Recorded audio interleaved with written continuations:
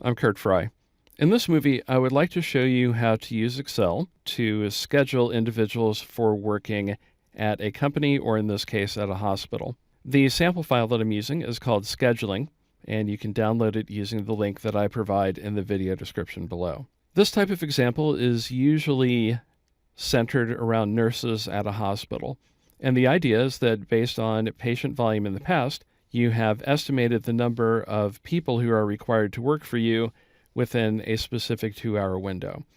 And those windows start at 12 a.m. or midnight, 2 a.m., 4 a.m., going all the way down to 10 p.m. So I have the number of people required, and then I have basically a second copy of the table over here, except I have the shift starting and the shift ending so that I know that my 8-hour shifts end at the appropriate time. And then I have the number of people working. These cells are in yellow, and that to me indicates that they are the changing cells.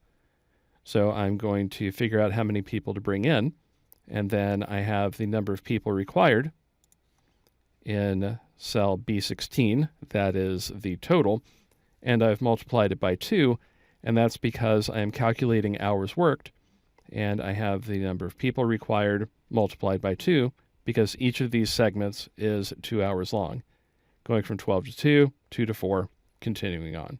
One important thing to realize is that the number of people provided for a particular 2-hour segment is not equal to the people on each shift. In other words, working from 12 to 8 and from 10 to 6, for example. And that's because people who work from 10 to 6 are also working at midnight, and people who are working from 8 to 4 are also working at midnight. So I need to ensure that I add up each of the shift starts and the number of people working on that shift to get an accurate count. So I'll actually start at the bottom because there are some special cases at the top, and we'll see what they look like. So in cell C15, I need to calculate all of the people who are working from 10 p.m. to midnight. And those will be the bottom 4 over here under people working. So I have from 4 to midnight, 6 to 2, 8 to 4, and 10 to 6. So in cell C15, I'll type equal, and it will be the sum of all of the people working from G12 through G15. Then a right parentheses and enter, and there is my total. Now I will click cell C15, and because I have a bunch of 4 cell segments that I can use, I will copy the formula up until I get an error, and I'll explain why that error occurs. So I've clicked cell C15, and I will drag the fill handle up until I cover C7. So everything looks good. I have 4 hours, or rather 4 people working, so that means that I have 4 segments. But now let's see what happens if I were to copy up to cell C6. So I'll click cell C7, drag the fill handle up, and I only get 3. The reason I have 3 is because I am now including cell G3, which is the header. So what I need to do is include people who started working from 10 to 6 a.m. because they will still be on duty from 4 to 6. So I will delete the formula there, and I'll actually go up to C4 to show you how it's working. People who work from 12 to 2 will start at 6 p.m. So in C4, I'll type equal. That will be G13. Oh, excuse me, I need to do sum. That will be the sum of G13 to G15, then a comma, and G4, because that's from 12 to 8, and they would be working from 12 to 2, right parentheses and enter, and I get 4. Now I need to do something similar, but a little bit different for the 2 a.m. shift, or the 2 a.m. segment.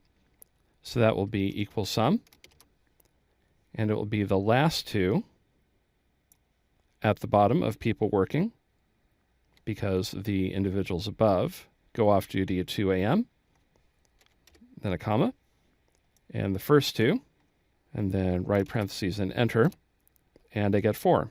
And we'll do the same thing for the crew who are working from 4 to 6 a.m., so that will be equal, sum.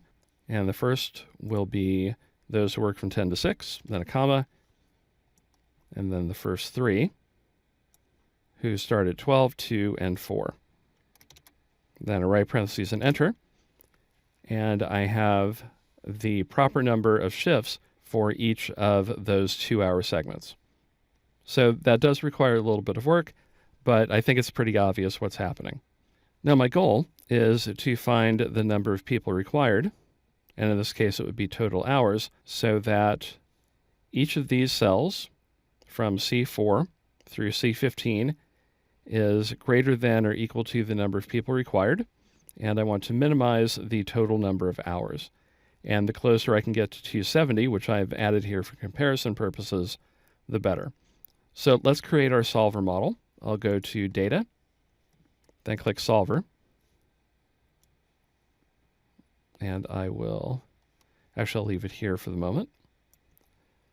The objective cell is C16. I have that in green, which is a code that I use for myself.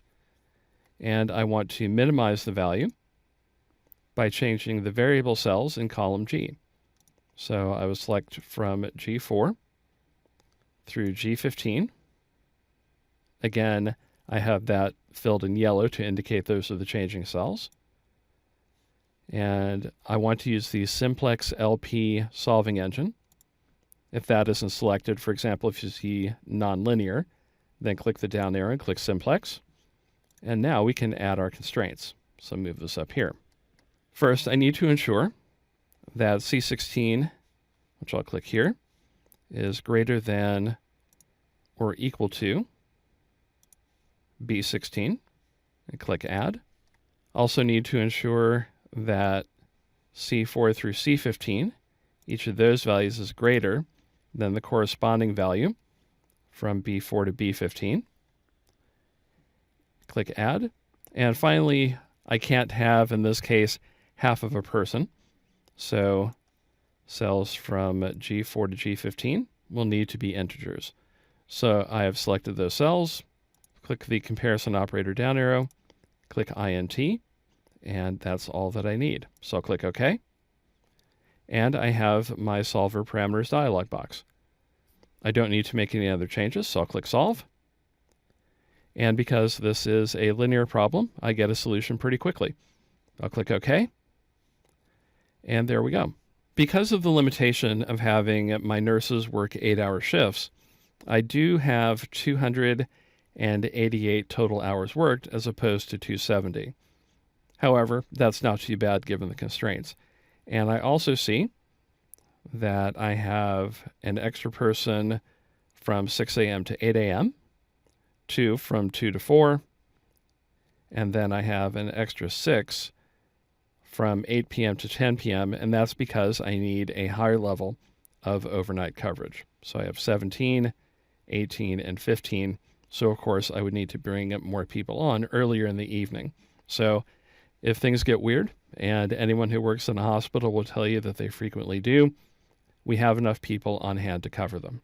And you can see that I have 9 people starting and working the 12 to 8 shift. I don't bring in anyone new at 2 a.m., only one person at 4, and the rest goes along, as you see here. I hope you enjoyed this movie. If you did, please like it and subscribe to my channel.